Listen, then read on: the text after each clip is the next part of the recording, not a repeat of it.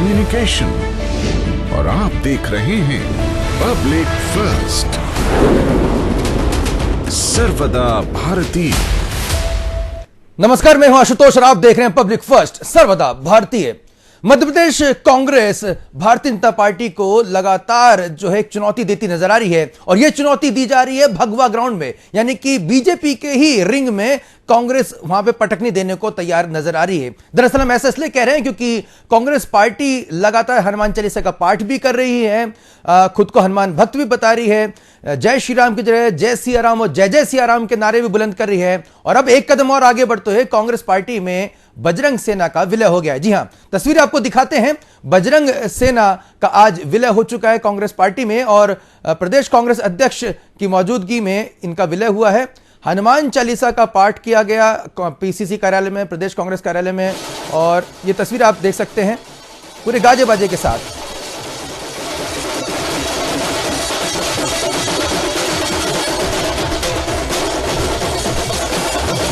तो पूरे गाजे बाजे के साथ बजरंग सेना का विलय हो चुका है कांग्रेस पार्टी में, या यूं कहें कि अब सेक्युलर कांग्रेस में भगवा रंग अब समाता जा रहा है। कितना कंफर्टेबल है कि कांग्रेस पार्टी इसको लेकर, और आगे आने वाले दिनों में क्या इससे कांग्रेस पार्टी को एक बड़ा बल मिलेगा बजरंग दल का, बजरंग सेना का, इस पर चर्चा करने के लिए हमारे साथ बहुत ही खास मेहमान जुड़ चुके हैं। मैं सबसे पहले उनका परिचय आपसे कराता हूं। वरिष्ठ पत्रकार और राजनीतिक विश्लेषक रमेश शर्मा जी हमारे साथ जुड़े। रमेश जी, आपका बहुत बहुत स्वागत है। हमारे साथ कांग्रेस पार्टी से संतोष सिंह परिहार जी जुड़े हैं। संतोष जी, आपका भी बहुत बहुत स्वागत है। नमस्कार। और हमारे साथ अनिल बुलचंदन जी भारतीय जनता पार्टी से जुड़े हैं। अनिल जी, आपका भी बहुत बहुत स्वागत है। सबसे पहले कांग्रेस प्रवक्ता संतोष सिंह जी, कांग्रेस पार्टी एक सेकुलर पार्टी मानी जाती है, लेकिन अब ऐसा लग रहा है कि पूरी तरह से भगवामयी होती जा रही है। देखिए आशुतोष जी, हम दिखावा नहीं करते। जहां तक बात आप जो है सेकुलर की, सेकुलर पार्टी आज भी कांग्रेस पार्टी सेकुलर पार्टी है। और जहां तक जो है बात कर रहे हैं, माननीय कमलनाथ जी 40 साल से जो है हनुमान भक्त है, पूरा छिंदवाड़ा जानता है। मध्य प्रदेश के अंदर उन्होंने जो है विश्व की सबसे बड़ी प्रतिमा हनुमान जी की स्थापित करी। और हम दिखावा नहीं करते, हम ढोंग नहीं करते भारतीय जनता पार्टी जैसे। माननीय कमलनाथ जी ने जो है महाकाल लोक में जो है 300 करोड़ रुपए दिए, सीता माता मंदिर का काम वो करा, आपके राम पथ गमन का काम चालू के लिए अलॉटमेंट दिया, काम चालू करवाया, ओम कालेश्वर के लिए जो है 50 करोड़ रुपए दिए। तो माननीय कमलनाथ जी साल भर में इतनी सौगातें दी थी, वो काम भी शुरू हुए, कई जगह चले। और ये हम दिखावा नहीं करते, दिखता है माननीय कमलनाथ जी का जो है काम दिखता है पूरे मध्य प्रदेश में। ये तो क्या भारतीय जनता पार्टी के नकली लोग हैं, रोज नई नई जो है रोज सुबह शाम तक जो है झूठी घोषणाएं करते हैं। इन्होंने तो जो है महाकाल लोक को भी नहीं छोड़ा, वहां पे भी जो है भ्रष्टाचार की भेंट चढ़ गई पूरी जो है। एक छोटा सा सवाल, फिर मैं डिबेट में सबके पास जाऊंगा। संतोष जी, मैंने सेक्युलर शब्द इसलिए इस्तेमाल किया क्योंकि कांग्रेस पार्टी नहीं देखिए, आप समझ नहीं, क्योंकि आपका एक बड़ा वोट बैंक सभी समाज के सभी नहीं, मेरे सवाल तो सुन लीजिए आप इतनी सवाल तो सुन लीजिए, सवाल तो सुन लीजिए आप। ये बताइए संतोष जी, सवाल तो सुन लीजिए आप। क्या सवाल तो सुन लीजिए मेरा जी, बताएं जी। कांग्रेस पार्टी एक सेकुलर पार्टी मानी जाती है और आपका जो वोट बैंक है उसमें एक बड़ा वोट बैंक मुस्लिम समुदाय से भी आता है। आप कांग्रेस पार्टी में जिस तरह से हनुमान चालीसा का पाठ हो रहा है, तमाम जो है देवी देवताओं की पूजन हो रहे हैं, निश्चित तौर पर इस पर किसी को आपत्ति नहीं होनी चाहिए, लेकिन क्या आपके जो मुस्लिम वोटर्स हैं, आपके जो मुस्लिम नेता हैं या दूसरे जो धर्म से आते हैं, क्या वो उतने ही कंफर्टेबल रहेंगे? देखिए आशुतोष जी, आप ये बताइए कि भारत में हिंदू हूँ, अगर मैं हनुमान चालीसा का पाठ पढ़ रहा हूँ तो भारतीय जनता पार्टी के नकली लोगों से क्या परमिशन लेने की जरूरत है क्या? सेकुलर का मतलब क्या है? नहीं, आपके नेताओं के बारे में बात कर रहा हूँ। आप नहीं, सेकुलर जो है क्या लोगों की भावना भड़काना है क्या? और जहाँ तक जो है बात कर रहे हैं, मध्य प्रदेश के अंदर जो है माननीय कमलनाथ जी ने 1000 गौशाले बनाई, पूरी तरीके से जो उन्होंने CSR के पैसे से बनाए। तो मध्य प्रदेश के अंदर सबसे ज्यादा पुजारियों का मानदेय डबल करा कमलनाथ जी ने। और आज भी नई जो घोषणा करी, नया जो उन्होंने बोला वचन घोषणा करी है, उसके अंदर जो है 500 रुपए सिलेंडर। मैं जो सवाल पूछ रहा हूँ सर, आप थोड़ा सा डाइवर्ट हो रहे हैं। मैं आऊंगा, मैं रमेश शर्मा सर से समझता हूँ। रमेश शर्मा सर वरिष्ठ पत्रकार और राजनीतिक विश्लेषक हमारे साथ जुड़े हैं। रमेश सर, कांग्रेस पार्टी को अब तक हम सॉफ्ट हिंदुत्व, एक मिनट संतोष जी, मैं आऊंगा, आपके पास आऊंगा, डिबेट अभी शुरू हुई है। रमेश शर्मा सर, कांग्रेस पार्टी का अब तक हम कहते थे कि सॉफ्ट हिंदुत्व, एक शब्द जो है बनाया गया मीडिया में, पत्रकारिता में, कि कांग्रेस सॉफ्ट हिंदुत्व की राह पर है। बजरंग सेना का कांग्रेस में विलय होता है, अभी भी इसको सॉफ्ट हिंदुत्व कहेंगे? मेरी दृष्टि में हिंदुत्व जो है वो हिंदुत्व होता है, वो सॉफ्ट और हार्ड नहीं होता है। कांग्रेस में भी एक अंतरधारा ऐसी रही है, कहीं ना कहीं वो सांस्कृतिक राम और हनुमान जी की बात करती रही है। ऐसा नहीं था कि सारे के सारे लोग किसी दूसरी धारा के हों। जैसे मान लीजिए गांधी जी ने भी रामराज का जो स्वप्न दिया था, सबसे पहले गांधी जी ने किया था। तो मोटे तौर पर फिर अब इस समय जिस तरीके से एक एक वोट की लड़ाई हो रही, अब एक एक वोट की लड़ाई में आप किसी को छोड़ नहीं सकते। भाजपा ने जो प्रगति की थी, तो कहीं ना कहीं ये जो आध्यात्म और धर्म को लेकर के प्रगति की थी, अब मोटे तौर पर अब मुकाबला अगर बराबरी का है तो कांग्रेस को भी उस लाइन पर आना पड़ेगा। जैसे अगर आपने देखा होगा तो भाजपा ने इस बीच में वनवासियों ने बहुत घुसपैठ अपनी बढ़ाई, तो स्वाभाविक उसका काउंटर करने के लिए हनुमान जी और जो दूसरी चीजें हैं उस पर कांग्रेस को आना पड़ेगा। कि वोट की लड़ाई के लिए तो कोई एक आध चीज छोड़ नहीं सकते। तो ये तो मोटे तौर पर चलेगा और अभी दोनों पार्टियां इन दिशाओं में और आगे भी बढ़ सकती हैं। जी बिल्कुल। अनिल बुलचंदानी जी, कांग्रेस पार्टी तो लगातार जो है आप लोगों से भी आगे बढ़ती नजर आ रही है, और जो तथ्य यहाँ पे सामने रख रही है कांग्रेस पार्टी, अब तक बीजेपी समझती है कि भाई हिंदू का जो वोट है वो तो सिर्फ हमारा ही रहेगा, उसमें कोई परिवर्तन नहीं होगा। लेकिन अब आपको नहीं लग रहा है कि कहीं ना कहीं हिंदुत्व के जो वोट हैं वो भी बढ़ते नजर आ रहे हैं? आशुतोष जी देखिए, कांग्रेस जो है वो भाजपा के नेताओं को और भाजपा के कार्यकर्ताओं को छलने की कोशिश नहीं कर रही है, मतदाताओं को छलने की कोशिश कर रही है। और भारतीय मतदाता बहुत अच्छे से जानता है, जाकी रही भावना जैसी प्रभु मूरत देखी तिन तैसी। ये कालनेमी की तरह राम राम का जप करना जनता तो समझती है ना, इनकी आइडियोलॉजी क्या है। वो मुस्लिम मतदाता जो आज तक कांग्रेस को अपना समझता था, कैसे कांग्रेस को लताड़ के अलग कर दिया था। जब भारत के प्रधानमंत्री ने कहा सबका साथ, सबका विकास, सबका विश्वास, तो इस देश का अल्पसंख्यक, इस देश का मुसलमान मतदाता भारतीय जनता पार्टी से जुड़ता चला गया और कांग्रेस पूरे भारत में से खत्म हो गई। अब वो मुसलमान मतदाता भी देख रहा है, हिंदू मतदाता भी देख रहा है, अन्य जाति के लोग भी देख रहे हैं कि कांग्रेस किस प्रकार से गिरगिट की तरह रंग बदल रही है। तो वो गिरगिट का रंग दिख रहा है जनता को। रही जिस बजरंग सेना का आज विलय हुआ है, इस बजरंग सेना को मैं तो नहीं जानता कौन है, कोई पटेरिया उसका मुखिया बुखिया। बजरंग दल को देश जानता है। बजरंग दल के कार्यकर्ता लगे हुए हैं, जो रेल दुर्घटना हुई है वहां पे लगे, संघ के कार्यकर्ता वहां लगे, भाजपा के कार्यकर्ता वहां लगे। आप एक ऐसा व्यक्ति कांग्रेस का नेता दिखाइए, कांग्रेस का कार्यकर्ता दिखाइए जो भारत के ऊपर विपत्ति आई हो, देश पे कोई समस्या आई हो, चाहे वो कोरोना हो, चाहे कोई दुर्घटना हो, कांग्रेस का कोई कार्यकर्ता किसी की मदद करने, किसी की सेवा करने नहीं जाता। अगर जाता है तो संघ का स्वयंसेवक जाता है, बजरंग दल के लोग जाते हैं, बजरंग सेना के लोग नहीं जाते, भाजपा के कार्यकर्ता जाते हैं। यह देश भी जानता है और मध्य प्रदेश की जनता भी जानते हैं। कमलनाथ जी जो अपने कमरे से बाहर निकलकर जनता के बीच में नहीं जा सकते, चलने की क्षमता उनकी है। नहीं, मैं दूसरी नहीं अनिल जी, मैं एक सवाल और लेना चाहूंगा, उसके बाद संतोष जी के पास फिर आऊंगा।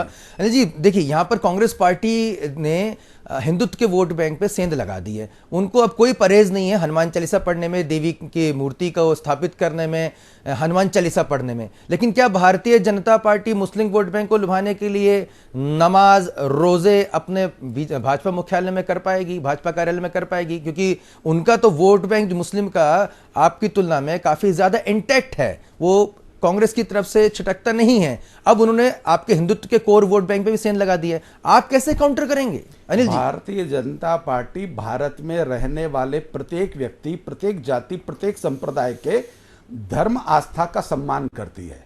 जो मुसलमान है उसको नमाज पढ़नी चाहिए, उसमें उसको कोई विधान नहीं आना चाहिए, उसके धर्म का हम सम्मान करते हैं। हम हिंदू हैं, हम हिंदू धर्म का सम्मान करेंगे। हम धर्म आधारित राजनीति नहीं, विकास आधारित राजनीति करते हैं। हम राम राज्य की बात करते हैं, जिस राम के राज्य में प्रत्येक जीव, जंतु, प्राणी, मनुष्य किसी भी संप्रदाय का हो, सबका साथ, सबका विकास, सबके विश्वास पर। हम जाति के आधार पर मतदान मांगने नहीं जाएंगे, हम विकास के आधार पर वोट मांगने जाएंगे और प्रदेश की जनता विकास के ही हमें वोट देगी, ऐसा हमें भरोसा है। ये राम राज्य की अगर कल्पना हमने की है और अगर ये कालने में भी राम राम जपने लगे हैं तो अच्छा है, कम से कम राम के नाम का उच्चारण तो इस प्रदेश में हो ही रहा है। ठीक है। रमेश जी क्या हमारे साथ जुड़े हुए हैं? जी मैं फिर से जोड़ने की कोशिश करूंगा। संतोष जी, यहाँ पर कहीं ना कहीं जो आपका जो कोर वोट बैंक है उसको तो आप ले रहे हैं, लेकिन दूसरा जब सवाल उठता है लव जिहाद का, हिजाब का, जब आप हिंदुत्व की राह पे आगे बढ़ेंगे तो ये जो कोर इशू हैं वो भी सामने आएंगे। उस पर किस तरह का स्टैंड रहेगा कांग्रेस पार्टी का? देखिए, कांग्रेस पार्टी का सीधा सीधा स्टैंड है, किसी भी जाति से, किसी भी समाज से किसी के साथ भेदभाव नहीं करना चाहिए और कोई किसी के साथ अत्याचार नहीं होना चाहिए। भारतीय जनता पार्टी तो केवल दिखावा करती है, सुबह शाम तक झूठ बोलती है। अभी ये हमारे प्रवक्ता जो है कह रहे हैं कि विकास पे वोट तो देगी ना। मध्य प्रदेश के अंदर 18 साल का कुशासन है, 1800 जो है घोटाले हैं, तो इस पे जनता इस पे वोट देगी। और माननीय कमलनाथ जी के जो साल भर का जो कार्यकाल रहा है वो भी उसके आधार पे वोट देगी। इतने क्यों बौखलाए हुए हैं? अब इनने जो आरएसएस ने एक सर्वे करा, इसमें 60 सीटें आ रही है इनकी। अभी कोई एक प्राइवेट एजेंसी ने करा, वो 50 बता रही है। तो इनकी जो भ्रम है, झूठ, ये भी अभी जनता के सामने क्लियर हो जाएगा। आप ये बताइए आशुतोष जी, आप अगर हिंदू है तो हनुमान चालीसा का पाठ नहीं करेगा क्या? इनसे सर्टिफिकेट लेने जाएगा? ये बताएंगे कि हम पाठ करें या नहीं करें? ये बताएंगे हम जय श्री राम बोले या नहीं बोले? तो ये तो कोई मुद्दा ही नहीं ना। मुद्दा तो है कि आप जो है सभी धर्मों का सम्मान करें। राम जी भी तो ये चाहते थे। जहाँ तक जो लव जिहाद, ये 18 साल से इनका कानून है ना, कानून लाए ना, करें ना आप। जो गलत है उस पर कार्रवाई करें, चाहे हिंदू हो, चाहे मुसलमान हो, चाहे किसी भी जाति का हो। अगर वो गलत राह पे चल रहा है तो उस पर जो है कार्रवाई करना चाहिए। संतोष भैया, 14 माह के कमलनाथ जी के शासन में जो भ्रष्टाचार हुए उस पर भी तो बात बताइए। एक अधिकारी का 4-4, 5-5 बार ट्रांसफर करके उसे जो पैसा हड़पा गया, जो कमलनाथ जी के लोगों के घरों से बरामद हुआ, आप वो भूल गए क्या? मध्य प्रदेश की जनता अभी भूली नहीं है। 14 महीने पे हर नुक्कड़ चौराहे पर कांग्रेस का कार्यकर्ता दलाली मांगता फिर रहा था। 14 महीने के अंदर पूरे मध्य प्रदेश में हाहाकार मचा हुआ था। हर कांग्रेस का नेता लोगों को कह रहा था काम बताओ। एक अधिकारी से 3-3 बार ट्रांसफर के पैसे हड़पे गए। एक बार दिग्विजय सिंह जी ने ले लिए, एक बार कमलनाथ जी के लोगों ने ले लिए, तीसरी बार तीसरे ने ले लिए। ये तो 14 महीने का कुशासन था आपका। मध्य प्रदेश की जनता क्या, कांग्रेस के नेता थरथरा गए थे। कांग्रेस के नेता समझ गए थे कि यह शासन हमें ले डूबेगा। हम लोगों को जो मत जनता ने दिए हैं वो जनता के बीच में मुंह दिखाने लायक नहीं रहेंगे। तब आपके कांग्रेस के 24 नेता, चुने हुए विधायक टूटकर भारतीय जनता पार्टी में आए। वह कुशासन कहां जाएगा? उस कुशासन पर आप जवाब कब दोगे? उस पर कमलनाथ जी कब जवाब देंगे? जिन अधिकारियों से 3 बार के ट्रांसफर पैसे लिए गए, क्या अब एडजस्टमेंट करने के लिए आ रहे हैं क्या? अब सत्ता में आकर एडजस्टमेंट करेंगे, ये भरोसा दिया है क्या उनको? केवल कारम डैम घोटाले पे घोटाले, कौन सा घोटाला? 14 महीने में ना, मैं उन्हीं की बात कर रहा हूं। मैं उन्हीं 14 महीने की कर रहा हूं। अरे भारतीय जनता पार्टी पर आरोप लगाकर जब आप सत्ता में आए थे तो आपके मंत्रियों ने विधानसभा के पटल पर, उन्हीं मंत्रियों पर जिन पे आरोप लगाए उनको एनओसी दी थी आपने। हजारों लोग जो है आज कांग्रेस ज्वाइन कर गए तो उनके पेट में दर्द होने लगा। ये जो है बजरंग सेना जो पूरी तरीके से कांग्रेस में आ गई है, कांग्रेस की विचारधारा अपना रही है। दीपक ये कौन है? कौन बजरंग सेना यार, बताओ तो सही। संतोष जी, कौन सी बजरंग सेना है ये? अब तो गद्दार से, अरे भैया, अरे बता तो दो, कौन कौन है? कौन बजरंग सेना का है? कौन? अरे सब बजरंग सेना के भरजियो। नहीं, ठीक है। बजरंग सेना के अनिल जी एक सवाल मैं आपसे पूछना चाहता हूँ। संतोष जी थोड़ा सा विराम। संतोष जी, मैं एक सवाल पूछना चाहता हूँ। अनिल जी मैं एक सवाल ले रहा हूँ। संतोष जी थोड़ा सा शामिल होगा। ये बोले कौन है? ठीक है। अरे बजरंग सेना पूरे मध्य प्रदेश के अंदर, देश के अंदर जो पूरे ठीक है, हजारों लोग कार्यकर्ता आए थे। ठीक है, बिल्कुल। हमने वो तस्वीरें भी दिखाई है, लाइव भी दिखाया है सर, हमने पूरा दिखाया है। एक सेकंड बस मैं एक सवाल अनिल जी से पूछना चाहता हूं। अनिल जी, जब बात भ्रष्टाचार की होगी तो एक तरफ 14 से 15 महीने का कार्यकाल, दूसरी 18 साल का कार्यकाल, निश्चित तौर पर यहां तो कांग्रेस के पास ज्यादा लंबी लिस्ट रहेगी आपकी तुलना में।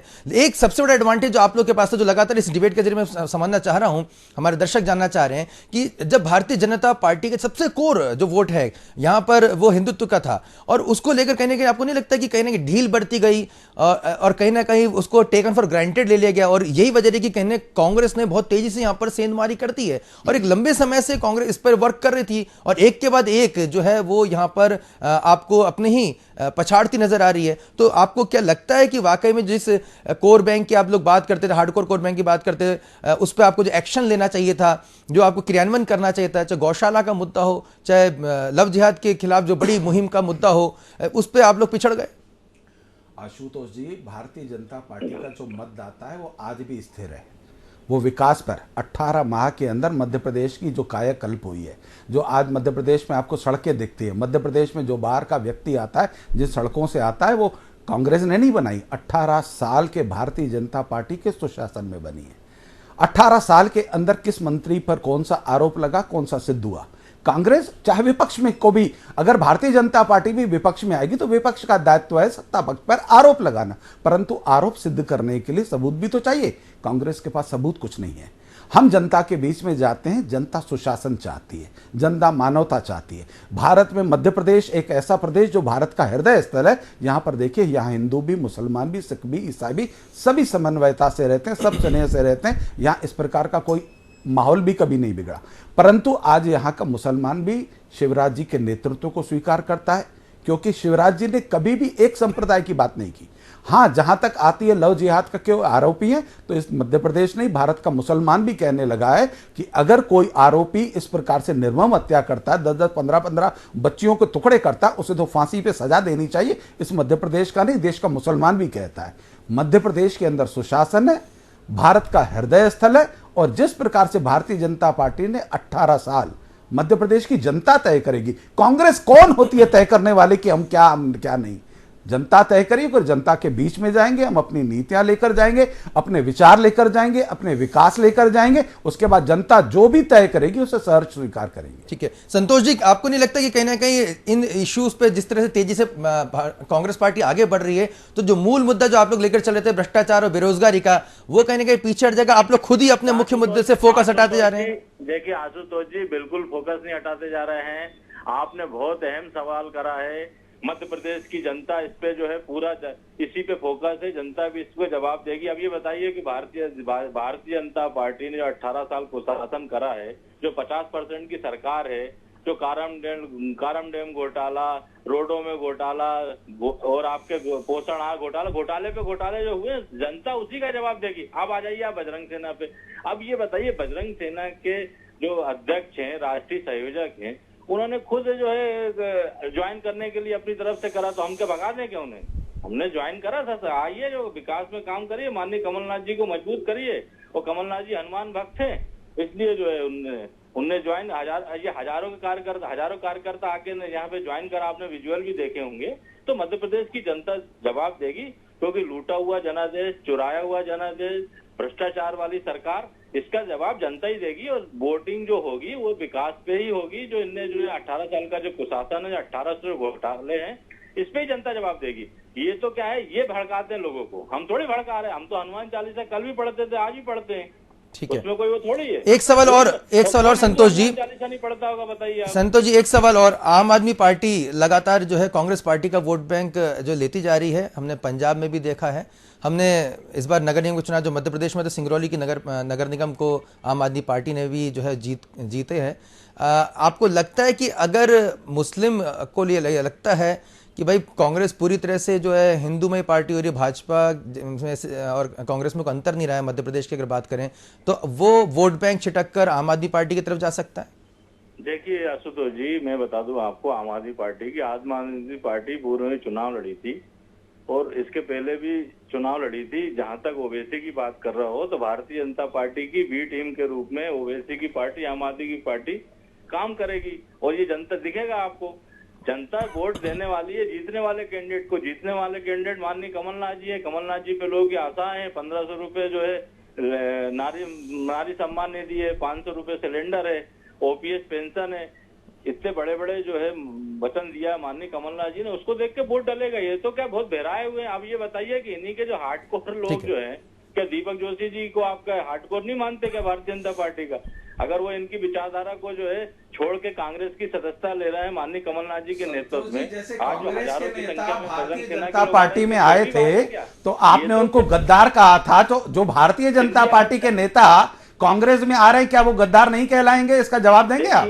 हाँ है जवाब ना, है ना जवाब। बताइए। जवाब ये है कि हमारी माननीय कमलनाथ जी की जो सरकार थी, उसके अंदर जो है जो माननीय कमलनाथ जी, अरे भैया जो मत करो, जल्दी से जवाब दो, सीधा सीधा जवाब दो। आपके पास कहने के लिए शब्द नहीं है। कमलनाथ जी थे, राम भक्त थे, हनुमान जी के भक्त है, ये जवाब क्यों दे रहे हो? ये बताइए कि जब कांग्रेस का नेता भारतीय जनता पार्टी में आता है तो गद्दार कहलाता है, और जब दीपक जोशी कांग्रेस में जाता है तो क्या वो गद्दार है कि नहीं है? क्या भारतीय जनता पार्टी का थूका हुआ चाट रहे हैं कि नहीं चाट रहे हैं? सीधा सीधा जवाब दीजिए, ये ढोल मोल घुमाने की बातें मत कीजिए। तुम तो पार्षद भी नहीं बन सकते, वो तो मंत्री भी रहे। अरे मंत्री रहे हैं तो, अरे भैया ज्योतिरादित्य जी के तो चरणों में आप गिर गिर पड़ते थे। वो ज्योतिरादित्य को आप गद्दार कहने लगे, जिनके पैर छूकर आप फोटो निकलवाते थे। अरे वो भी तो जवाब दो। अरे जब ज्योतिरादित्य जी के चरणों में कैसे गिर के आप प्रणाम करते थे, कैसे फोटो निकलवाते थे फेसबुक पे डालने के लिए, तो जब कांग्रेस के नेता ज्योतिरादित्य जैसा एक महाराज उसके चरणों में आप पैर छूते थे, अगर उनको गद्दार कहा जा सकता है तो दीपक जोशी या भारतीय जनता पार्टी कोई नेता अगर कांग्रेस में आएगा तो वो गद्दार होगा कि नहीं होगा? सिंपल सा सवाल है, उसका जवाब दे दीजिए। अरे हम तो बोल रहे हैं ना कि भारतीय जनता पार्टी की तरफ ठीक है, पंकज मुकाती जी हमारे साथ जुड़ चुके हैं। पंकज मुकाती जी हमारे साथ जुड़ चुके हैं, संपादक पब्लिक फर्स्ट। पंकज जी, बजरंग सेना का जिस तरह से कांग्रेस पार्टी में विलय हुआ है, चुनावी दृष्टि से जब 4 से 5 महीने का वक्त बचा है, क्या कांग्रेस पार्टी को इससे कुछ फायदा आपको दिख रहा है आने वाले दिनों में? देखिए, अभी तो लोगों को यही समझ में नहीं आ रहा है कि बजरंग दल क्या है और बजरंग सेना क्या है। एक सबसे बड़ा जो आम आदमी के दिमाग में सवाल है कि कर्नाटक में आप कहते हो कि बजरंग दल को प्रतिबंधित कर देंगे, यहाँ बजरंग सेना आती है, तो पहले तो आदमी ये तलाशने में निकला है कि ये दोनों क्या अलग अलग चीज है। दूसरी चीज ये है कि चुनावी दौर में इस तरह की चीजें थोड़ा बहुत असर करती है कि चर्चाओं में रहती है कि भाई बजरंग सेना भी वहां चली गई, क्योंकि उसका नाम चूंकि बजरंग सेना है, तो इसलिए ये मैसेज चला जाता है कि एक हिंदूवादी संगठन उधर चला गया। लेकिन बहुत ज्यादा असर इसका लंबे समय तक दिखाई देना बहुत मुश्किल है, क्योंकि इस तरह की छोटी मोटी चीजें जो होती है, किसी का आना जाना, वो संभव है कि आप नाम को देख के किसी को शामिल कराते हैं या चीजें हैं, लेकिन आपकी विचारधाराएं और दूसरी चीजें धीरे धीरे चुनाव आते आते कई सारी चीजें आएगी सामने की आप बजरंग सेना को शामिल करा लो, आप श्री राम सेना को शामिल करा लेंगे, आप किसी और दल को शामिल करा लेंगे, लेकिन हकीकत में क्या आप ये बता पाएंगे कि आप बजरंग सेना बजरंगबली के साथ है? इसके लिए बहुत लंबा इंतजार करना होगा, और फिलहाल ये बहुत, मुझे नहीं लगता कि इससे कोई बहुत ज्यादा फायदा तत्काल दिखाई देगा। जी, एक सवाल और मैं ले चाहूंगा पंकज जी आपके सामने कि जिस तरह से मध्य प्रदेश कांग्रेस पूरी तरह से जो है यहाँ पे टर्न अराउंड होती जा रही है, भगवामयी होती जा रही है, हमने छत्तीसगढ़ में भी देख रहे हैं भूपेश बघेल सरकार वहाँ पे गौशालाओं को लेकर काफ़ी और गाय के गोबर को लेकर भी बहुत बड़ी स्कीम लेकर संचालन कर रहे हैं। तो पूरी तरह से कांग्रेस जो है अब बीजेपी को हिंदुत्व के मुद्दे पर लगातार चुनौती देती नजर आ रही है। क्या इससे आम धारणा जो कांग्रेस के प्रति थी कि साहब ये मुस्लिम परस्त पार्टी है, ये वो पार्टी जिसने सेतु समंदरम परियोजना लेकर आई, राम सेतु पे सवाल उठाए, ये वो पार्टी जो कहीं ना कहीं हिंदुत्व के विचारधारा के खिलाफ है, इस तरह का परसेप्शन, पब्लिक परसेप्शन था, क्या कांग्रेस पार्टी के इन कदमों से उस परसेप्शन पे कुछ जो है कमी आएगी? देखिए, इसमें बहुत ही मुश्किल है ये बोलना कि इस तरह के छोटे प्रयोग करने से या अपने आप को हिंदूवादी बताने से परसेप्शन में किसी तरह का बदलाव आएगा।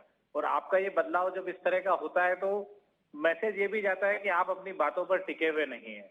एक तरफ आप भारत जोड़ो यात्रा निकालते हैं, सर्वधर्म संभाव की बातें करते हैं, मोहब्बत की दुकान खोलते हैं, और दूसरी तरफ आप किसी एक धर्म का भी दिखना चाहते हैं, तो ये एक दुविधा दिखाता है। इससे ये नहीं साबित हो जाता कि आपके प्रति लोग आकर्षित होंगे, क्योंकि आप कट्टर हिंदूवादी उस ढंग से हो भी नहीं सकते।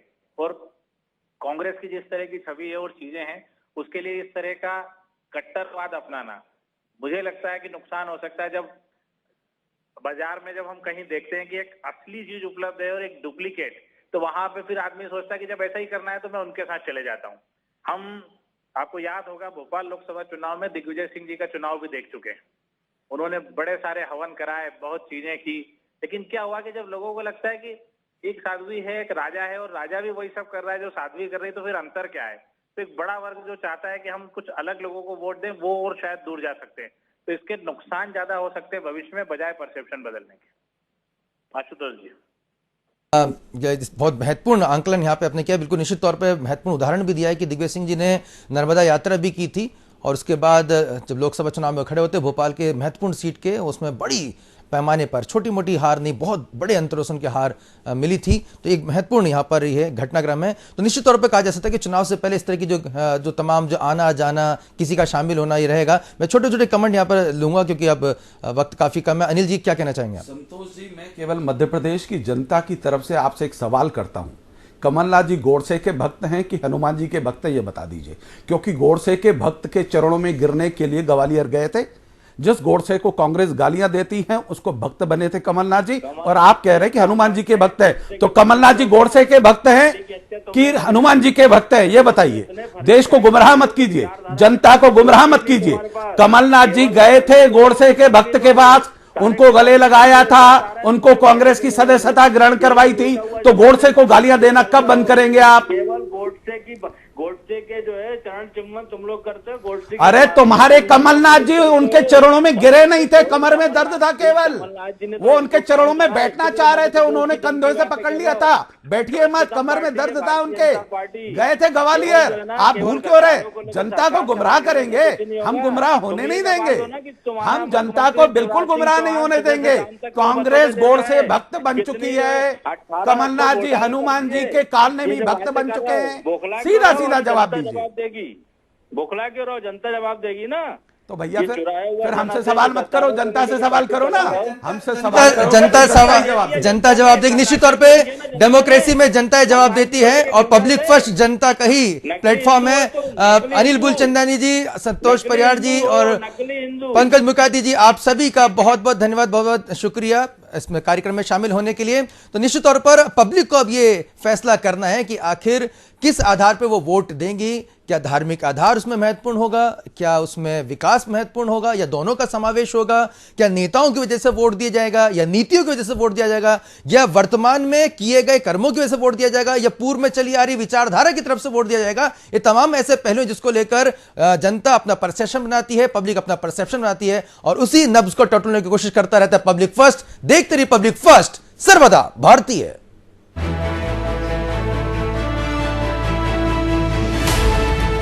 ये है इंडिया फर्स्ट कम्युनिकेशन और आप देख रहे हैं